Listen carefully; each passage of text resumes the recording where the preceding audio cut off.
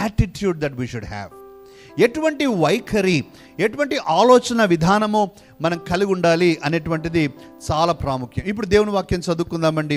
యాకోబు రాసిన పత్రిక 1వ అధ్యాయం, యాకోబు రాసిన పత్రిక 1వ అధ్యాయము 1 నుంచి 4 వచనాలు చదువు. దేవుని యొక్కయు ప్రభు అయిన యేసుక్రీస్తు యొక్కయు దాసుడైన యాకోబు అన్య దేశముల యందు చెదరియున్న 12 గోత్రముల వారికి శుభమని చెప్పి వ్రాయినది, నా సహోదరులారా, మీ విశ్వాసమునకు కలుగు పరీక్ష ఓర్పును పుట్టించునని ఎరిగి మీరు నానా విధములైన శోధనలలో పడునప్పుడు అది మహానందమని ఎంచుకొనుడి.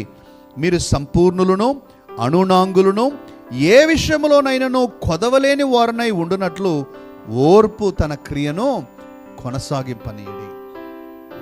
ఆయన ఎలా ఉండాలో అని చెప్పేదానికి ముందుగా దాని వల్ల మీలో ఏమవుతుంది అని చెప్తా. వర్షన్లో ఏమనుందంటే, the end result will be good, you will be mature and you will be complete, you will be all what God wants you to be.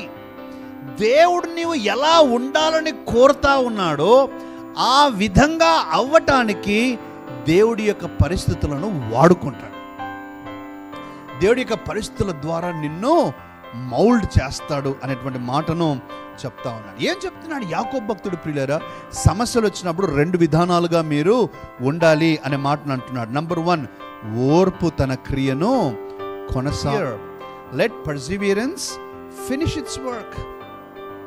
మీరు ఓర్పుతో ఉండండి, ఓర్పుతో ఉండండి. ప్రియులారా, మనకు లేనిది మనకు కావలసింది అదే, ఓర్పు కావాలి మనందరికీ. ప్రియులారా, ఆలోచించండి, 100కి దాదాపుగా 99 మంది ఎప్పుడైనా సమస్య వచ్చింది అని అంటే, ఏ సమస్య అయినా సరే, ఆరోగ్య సమస్య అయినా, డబ్బు సమస్య అయినా, కుటుంబంలో సమస్య అయినా, ఉద్యోగ సమస్య అయినా, ఫస్ట్ మనం ఆలోచించేది ఏంటంటే, ఎంత త్వరగా దీని నుంచి నేను బయటపడాలి, ఏదో ఒక రకంగా నేను బయటపడాలి, నేను ఈ సమస్య నాకు ఉండకూడదు.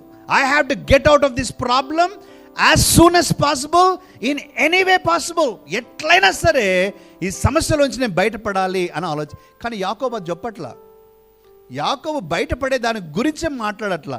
యాకోబు ఏమంటున్నాడు? అయ్యా, మీరు ఓపికగా ఉండండి. కారణం ఏంటంటే, యాకోబుకు తెలిసి ఏంటంటే, అయ్యా, మీరు కోరుకున్నా కూడా కొన్నిసార్లు అది అవ్వదు, మీరు ఓర్పుతో ఉండండి.